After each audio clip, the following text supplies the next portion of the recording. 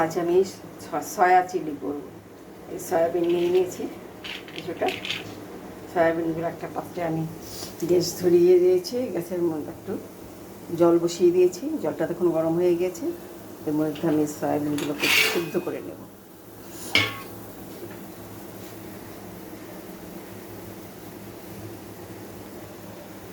সামান্য লবণ দিয়ে দেব।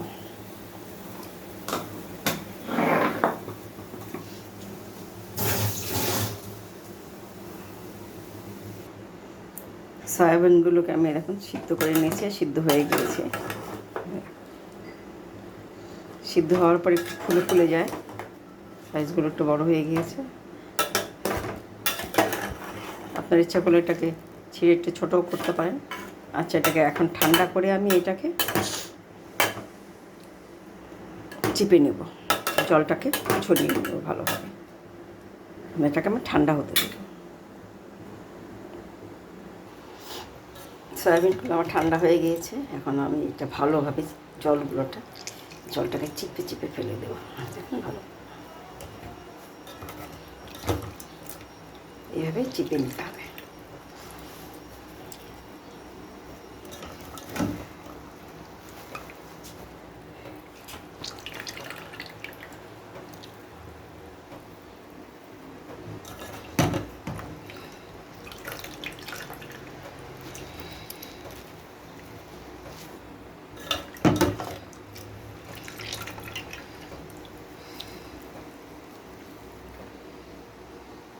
সয়াবিনগুলো আমার ঠান্ডা করে ভালো করে জলটা চিপে নিয়েছি।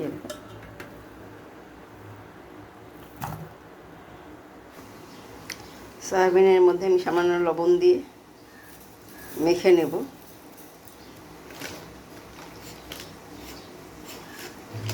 আদা রসুন পেস্ট আর কাঁচা লঙ্কা একটা দিয়ে দিয়েছি।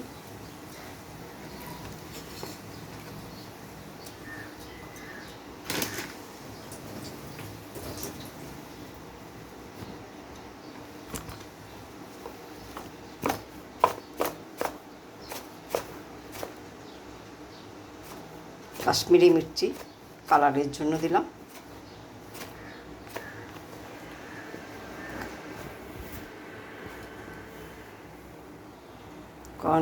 কর্নস্টার্চ কোটিংয়ের জন্য সামান্য কর্নস্টার্চ দিতে হবে।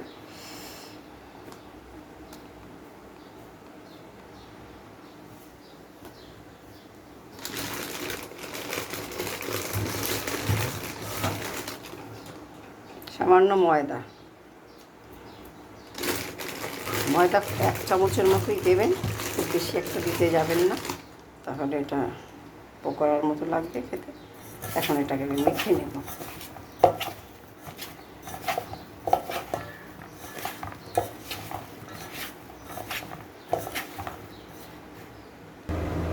সয়াবিনটা আমি এইভাবে মেখে নিয়েছি। কড়াইতে আমি তেল দিয়েছি, আমি সাদা তেল দিয়ে আজকে রান্না করব। তেলটা আমার গরম হয়ে গিয়েছে। এখন এর মধ্যে একটা করে সয়াবিন আমি ছেড়ে দেব।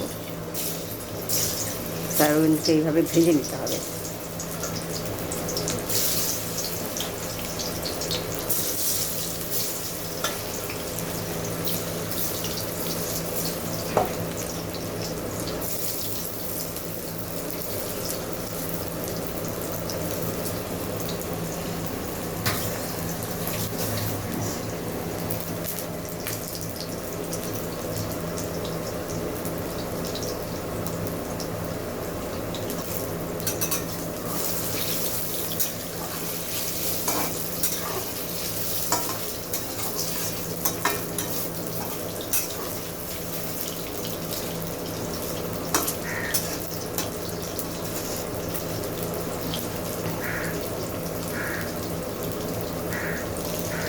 সয়াবিনটা আমার ভাজা হয়ে গেছে, আমি এটা তুলে নেব।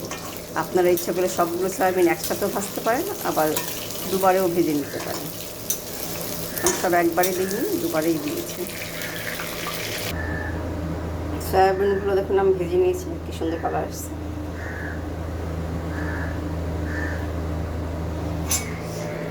এই তেলের মধ্যেই আমি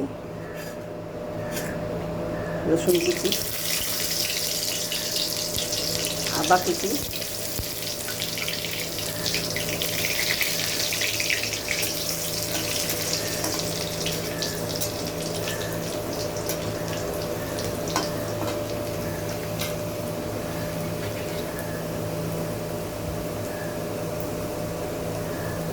পেঁয়াজ ডুমো ডুমো করে কেটে নিয়েছি।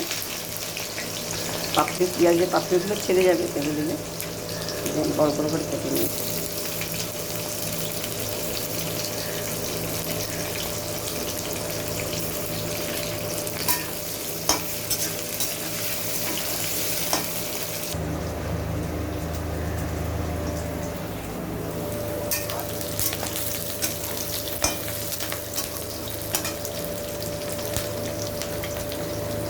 কাঁচা লঙ্কাটা দিয়ে দিলাম ঝালের জন্য। টমেটো, একটা টমেটো কুচিয়ে নিয়েছি।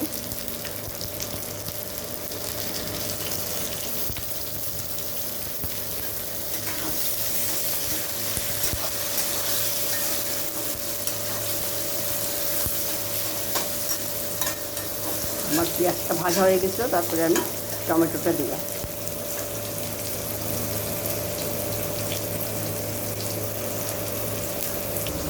সয়া সসটা, চিলি সসটা আমি এইভাবে গুলে নিয়েছি। 1/2 চামচ সয়া সস, 2 চামচ চিলি সস, এভাবে আমি গুলে নিয়েছি। চিলি সসটা আপনারা দিতে পারেন, আমি দিইনি, আমি কাঁচা লঙ্কা দিয়ে দিয়েছি। টমেটোটা আমার ভাজা হয়ে যাচ্ছে, আমি এর মধ্যে ক্যাপসিকামগুলো দিয়ে দিই। ক্যাপসিকাম দেখলাম কীভাবে কেটে নিয়েছি। ক্যাপসিকামটা বড় বড় সাইজ করে কেটেছি।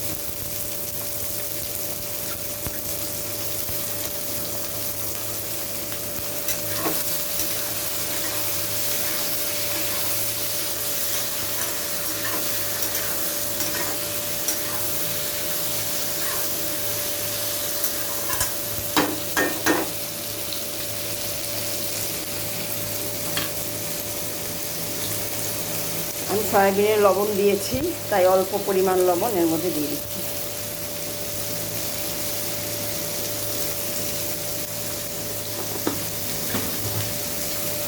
ঝাল লবণটা আপনাদের স্বাদ অনুযায়ী দেবেন।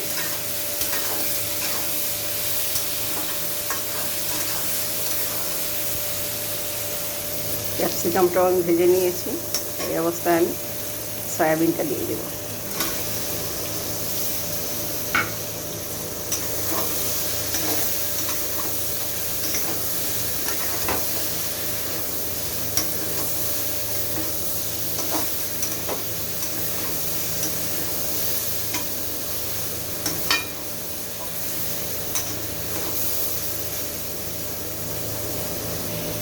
সব মিশিয়ে আমি ভেজে নিয়েছি। এখন আমি সসটা ঢেলে দেবো।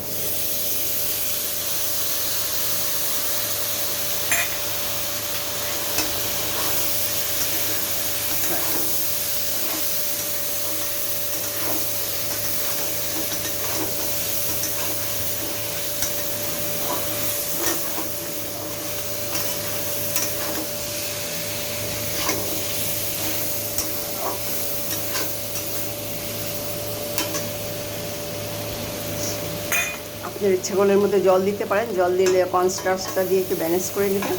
আমি জল দেবো না, আমি এইভাবেই নামিয়ে নেব। দেখুন খুব সুন্দর হয়েছে সয়া চিলিটা আমার। আমি এখন নামিয়ে নেব। আমার সয়া চিলি রান্নাটা কমপ্লিট হয়ে গেছে, আমি ঢেলে নিয়েছি। এখন পরিবেশনের জন্য তৈরি।